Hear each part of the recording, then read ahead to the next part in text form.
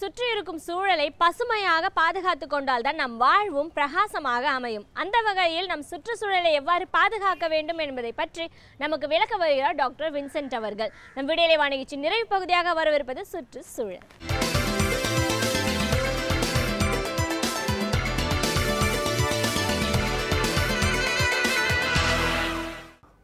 Pollution என்று சொல்லப்படுகிற மாசுக்கள், அது பல வகையான மாசுக்களை பற்றி நாம் விவாதித்திருக்கிறோம். தண்ணீர் மாசுக்கள், அதை வாட்டர் பொல்யூஷன் என்று சொல்கிறோம். ஏர் பொல்யூஷன், வானமண்டலத்தில் ஏற்படுகிற அந்த மாசு, அதே மாதிரி நிலத்தில் ஏற்படுகிற மாசு, இதை போன்று பல மாசுக்களை நாம் விவாதித்திருந்திருக்கிறோம். ஆனால் இன்றைக்கு விஷுவல் பொல்யூஷன் என்று சொல்லப்படுகிற நாம் பார்க்கிற ஒரு சூழலில் ஏற்படுகிற, அது இன்னும் தமிழில் அதை மொழியாக்கம் செய்ய வேண்டும் என்று கேட்டால் பார்வை மாசு என்று சொல்கிற அந்த விஷுவல் பொல்யூஷன் இன்றைக்கு அதிகமான பாதிப்புகளை ஏற்படுத்தியிருக்கிறது. ஆனால் நமக்கு இது ஒரு ஆச்சரியமாகவே இருக்கும். விஷுவல் பொல்யூஷன் என்று சொல்லப்படுகிற அந்த மாசு என்ன என்ற ஒரு அதிர்ச்சியான, ஈவன் அதிசயமான ஒரு வார்த்தையாக நாம் இதை கூட எடுத்துக்கொள்ளலாம். ஏனென்றால் இன்றைக்கி நகரங்களில் வருகிற மாற்றங்கள் நாம் விரும்புகிறோமோ இல்லை விரும்பவில்லையோ, அந்த மாற்றங்கள் நம்மை பெரிய பாதிப்புக்கு உள்ளாகி கொண்டிருக்கிறது என்பதை நாம் அதை படிக்கிற பொழுது தான் புரிந்து கொள்ள முடிகிறது. ஏற்படுகிற மாற்றங்களை வைத்து நாம் தெரிந்து கொள்வதில்லை. ஏனால் ஏற்கனவே நகரத்தில் பல சுற்றுச்சூழல் பிரச்சனைகள், சிக்கல்கள் இருக்கிறது. அதை நாம் பல நேரங்களில் விவாதித்து கொண்டிருக்கிறோம். பல நேரங்களில் நாமும் அதற்கு காரணமாக இருந்து கொண்டிருக்கிறோம் என்பதை மறுப்பதற்கு இல்லை. இந்த விஷுவல் பொல்யூஷன் என்று சொல்லப்படுகிற இந்த மாசு, அந்த பார்வை மாசு என்னவென்று கேட்கிற பொழுது, நம்முடைய நகரங்களில் ஏற்படுகிற மாற்றங்கள் நாம் பார்க்கிற பொழுது நம்மளை அறியாமலே ஒரு முகம் சுளிக்க வைப்பதற்கோ அல்ல கண்ணை சிமிட்டுவதற்கோ தூண்டக்கூடிய மாற்றங்கள், அதுதான் இந்த விஷுவல் பொல்யூஷன் என்று சொல்லப்படுகிற அந்த பார்வை மாசு. பொதுவாக விஷுவல் டேஸ்ட் என்று சொல்வார்கள்.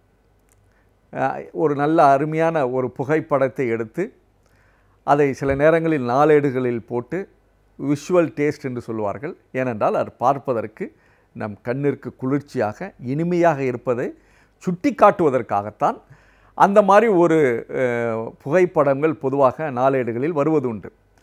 ஆனால் இன்றைக்கி நகரங்களில் பார்க்கிற பொழுது, அது கட்டடமாக இருந்தாலும் சரி அல்லது விளம்பர பலகையாக இருந்தாலும் சரி, இன்னும் சொல்ல வேண்டும் என்றால் அங்கே ஏற்படுகிற ஒவ்வொரு மாற்றங்களும் எந்த அளவிற்கு நாம் பார்க்கிற பொழுது ஒரு இரிட்டேஷன் என்று சொல்லப்படுகிற அந்த உறுத்துதல் எப்பொழுது வருகிறதோ அதுதான் விஷுவல் பொல்யூஷன் என்று இன்றைக்கு விஞ்ஞான ரீதியாக சொல்லப்படுகிறது. இவ்வாறு வருகிற மாற்றங்களை நாம் ஏற்றுக்கொண்டிருக்கிறோமா என்று பார்க்கிற பொழுது, சில நேரங்களில் நம் மனம் ஏற்றுக்கொண்டிருக்கலாம், இல்லை நமக்கு அதற்கு வாழ்வதற்கு தயாராகி கொண்டிருக்கலாம். ஆனால் கண்களுக்கு அவை ஏற்றதாக இல்லை என்பதற்காகத்தான் இன்றைக்கு பல சட்டத்திட்டங்கள் வந்து கொண்டிருக்கிறது. பொதுவாக விளம்பர பலகை என்று இன்றைக்கு பல இடங்களில் நாம் பார்க்கிறோம். இன்றைக்கு அதனுடைய எண்ணிக்கை குறைந்து வருவதற்கே காரணம் இந்த மாதிரி ஒரு சுற்றுச்சூழல் சீர்கேடை அதை உருவாக்கி கொண்டு என்பதற்காகத்தான். பொதுவாக பொருள்களை விளம்பரப்படுத்துவதற்கு ஒரு யுக்தி தேவைப்படுகிறது, அது தவறல்ல. ஆனால் அது மக்களுக்கும் சுற்றுச்சூழலுக்கும் பாதிப்பை ஏற்படுத்தக்கூடாது என்கின்ற பொறுப்புணர்வோடு தான் இன்றைக்கி பல சூழல்களை உருவாக்கி இருக்கிறது. ஆனால் விளம்பரம் செய்வது தவறா என்று கேட்டால் இல்லை. ஆனால் இன்றைக்கு பல உத்திகள் வந்து கொண்டிருக்கிறது. ஆனால்தான் இன்றைக்கி சோசியல் மீடியா என்று சொல்லப்படுகிற, அது வாட்ஸ்அப்பாக இருக்கலாம் அல்லது இமெயிலாக இருக்கலாம் அல்லது எஸ்எம்எஸ் மூலமாக இருக்கலாம். அதன் மூலம் தகவல்களை பரிமாறிக்கொள்வதற்கும் விளம்பர உத்திகளை மாற்றிக்கொள்வதற்கும் இன்னைக்கு வாய்ப்பு உருவாகி இருக்கிறது என்பதும் நமக்கு வரவேற்க தகுந்த விஷயம். ஆனால் அதே நேரத்தில் அங்கே இருக்கிற நம்முடைய கண்களை உறுத்துகிற வகையில் ஏற்படுகிற மாற்றங்கள் நம்முடைய மனநிலையை அதிகமாகவும் உடல்நிலையும் அதிகமாக பாதிக்கும் என்ற ஒரு விஞ்ஞான உண்மை இன்னைக்கு வந்து கொண்டிருக்கிறது. ஆனால் தான் இன்னைக்கு மேலை நாடுகளை எடுத்துக்கொண்டால், பொதுவாக மேலை நாடுகள் என்று சொல்கிற பொழுது 2 நாடுகளை குறிப்பிட்டிருக்கிறார்கள். அது என்னவென்று கேட்டால் அமெரிக்கா, பிரேசில். பொதுவாக அமெரிக்காவில் ஏற்படுகிற மாற்றங்கள் என்னவென்று இப்போ பார்க்கிற பொழுது, விளம்பரங்களை அதிகமாக பயன்படுத்தக்கூடிய, அதுவும் சிறப்பாக சாலைகளில் வாகனம் ஓட்டி செல்பவர்களுக்கு மிகவும் அச்சுறுத்தலாக இருக்கக்கூடிய அந்த விளம்பர பலகைகளை அகற்றிவிட்டு இயற்கையாகவே கண்களுக்கும் குளிர்ச்சியை தரக்கூடிய மரங்களையும் புல்வெளிகளையும் அங்கே உருவாக்கி இருக்கிறார்கள் என்பதை பார்க்கிற பொழுது, அதன் மூலம் அங்கே ஏற்படுகிற விபத்துக்கள் குறைந்திருக்கிற ஒரு விஞ்ஞானபூர்வமான தகவல்கள் இருக்கிறது.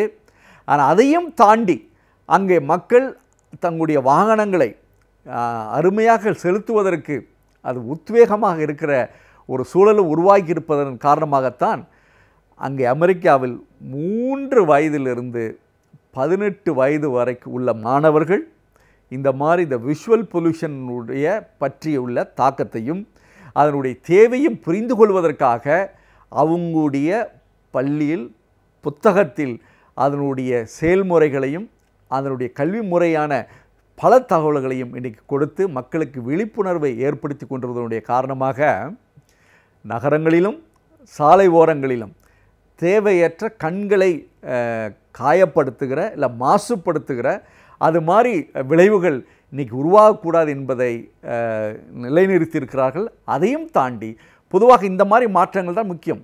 மக்கள் அதை புரிந்து கொண்டு ஒரு மனமாற்றத்தோடு அதை ஏற்றுக்கொள்கிற பொழுது அது ஒரு நல்ல மாற்றமாக இருக்கும் என்பதை அவர்கள் உதாரணம் காட்டியிருக்கிறார்கள் என்று பார்க்கிற பொழுது நிச்சயமாகவே நமக்கு சந்தோஷமாக இருக்கிறது. அதே மாதிரி பிரேசில் போன்ற நாடுகளில் அவர்கள் என்ன செய்கிறார்கள் என்றால், பொதுவாக மாற்றங்கள் இயற்கையோடு இணைந்ததாக இருக்கும். பொதுவாக கட்டுகிற கட்டடங்கள் அல்லது பெரிய பெரிய வளர்ச்சியை தரக்கூடிய கட்டடங்கள் வருகிற பொழுது அவை கண்களுக்கு ஒரு முன்னாடி சொன்ன மாதிரி ஒரு விஷுவல் டேஸ்டாக இருக்க வேண்டும். அது விஷுவல் இரிட்டேஷனாக இருக்கக்கூடாது என்ற ஒரு சூழலை இன்றைக்கி உருவாகி கொண்டிருக்கிறது. அதனால்தான் சில நேரங்களில் நகரத்தின் மத்தியிலேயே நீர்வீழ்ச்சியை உருவாக்குவார்கள். அது சில நேரங்களில் சில கட்டடங்களுக்கு நாம் செல்கிற பொழுது கட்டடத்தை பார்க்கிற பொழுது பிரம்மாண்டமாக இருக்கும். ஆனால் அங்கே நீர்நிலைகளை ஒரு செயற்கை நீர்நிலைகளை உருவாக்கி அதை நாம் பார்க்கிற பொழுது நம்ம மனம் குளிர்ச்சி அடைகிறது, மகிழ்ச்சி அடைகிறது என்பதை பார்க்கிற பொழுது இதுவரை இந்த மாதிரி ஒரு நிகழ்ச்சிகளை நாம் பார்த்திருந்தால் கூட, ஆனால் அது நமக்கு தருகிற அந்த சந்தோஷம், அந்த மகிழ்ச்சி எப்பொழுது வருகிறது என்றால் அது இயற்கையோடு இணைந்து இருக்கிற பொழுது தான் நமக்கு அந்த மகிழ்ச்சி வருகிறது. ஆனால்தான் ஏதோ வளர்ச்சி என்று ஒரு போர்வையில் மாற்றங்களை நாம் உருவாக்கி விட்டிருக்கிறோம் என்று பெருமை கொள்வதற்கு நமக்கு வாய்ப்பில்லை. ஆனால் அதையும் தாண்டி எப்பொழுது நம்ம இயற்கையோடு இணைந்து வாழ்கிறோம். அதனால்தான் சில நேரங்களில் கூட்ட நெரிசலை பார்க்கும் போது கூட நமக்கு ஒரு ஒரு ஒரு சலசலப்பு இருக்கும், நம்முடைய மனம் ஒரு பதபதைப்பு இருக்கும். அது காரணம் என்று கேட்டால் அதில் ஏற்படுகிற இந்த விஷுவல் பொல்யூஷன் என்று சொல்லப்படுகிற அந்த பார்வை மாசு நமக்கு ஏற்படுத்துகிற அந்த சங்கட்டம்தான். அதனால்தான் சில நேரங்களில் சில பேர் கூட்டத்தை தவிர்ப்பதற்கு காரணம் வேண்டு மட்டுமல்ல, அந்த கண்கள் அதை பார்ப்பதற்கும் அதனால் ஏற்படுகிற அந்த துன்புறுத்தலுக்கு இருந்து ஒதுங்குவதற்காகத்தான் சில நேரங்களில் அந்த கூட்டங்களை தவிர்க்கிறார்கள். இதெல்லாம் பார்க்கிற பொழுது நாம் ஒரு நகரத்தை உருவாக்கும் பொழுதோ இல்லது நம்முடைய வாழிடத்தை தயாரிக்கிற பொழுது இயற்கைக்கு மிக முக்கியத்துவம் கொடுத்து அதை ஏற்படுத்துகிற பொழுது அது பிரம்மாண்டமான கட்டடமாக இருந்தாலும் அல்லது பெரிய விளம்பர பலகையாக இருந்தாலும் அது இயற்கையோடு இருக்க வேண்டும் என்பதை புரிந்து கொள்கிற பொழுது இந்த விஷுவல் பொல்யூஷன் என்று சொல்லப்படுகிற வார்த்தை நிச்சயமாக அகற்றப்பட்டு விட்டு நம்முடைய கண்களுக்கு ஒரு விருந்தாக இருக்கக்கூடிய அந்த இயற்கையான சூழல் உருவாகிற பொழுது நிச்சயமாக, ஏனென்றால் கண் மிக முக்கியம். ஏனென்றால் நாம் பார்க்கிற ஒவ்வொன்றுமே நம்முடைய மூளைக்கும் நம் உடலுக்கும் செல்கிற ஒரு சூழலை தரக்கூடியது நம்முடைய கண்கள். ஆனால் அந்த கண்கள் எப்பொழுதும் நல்லவற்றையும் அது இயற்கையின் குளிர் மிகுந்த விஷயங்களை பார்க்கிற பொழுது அது இனிமை பெறும், இன்பம் பெறுகிற பொழுது நிச்சயமாக நம்முடைய மனமும் உடம்பும் நிச்சயமாக ஒரு இன்பத்தை பெறக்கூடிய வாய்ப்பு இருக்கிறது. ஆனால் இந்த விஷுவல் பொல்யூஷன் என்ற ஒரு வார்த்தை புதிதாக இருந்தால் கூட, ஆனால் எதனால் வருகிறது, ஏன் அதை நாம் மாற்ற வேண்டும், அவ்வாறு மாற்றுகிற பொழுது எந்த மாதிரி ஒரு நல்ல சூழல் உருவாகிறது என்பதை தெரிந்து கொள்கிற பொழுது நிச்சயமாக நம்முடைய கண்கள் இயற்கையை, அதனால்தான் நாம் பல நேரங்கள் இயற்கையை தேடி செல்கிறோம் என்று இதை விட நம்ம இயற்கையை உருவாக்கி அங்கே வாழ பழகிக்கொள்கிற பொழுது நிச்சயமாக நாம் வாழ்கிற இடம் அனைத்துமே ஒரு சிறப்பான இடமாக அமைய வாய்ப்பு இருக்கிறது.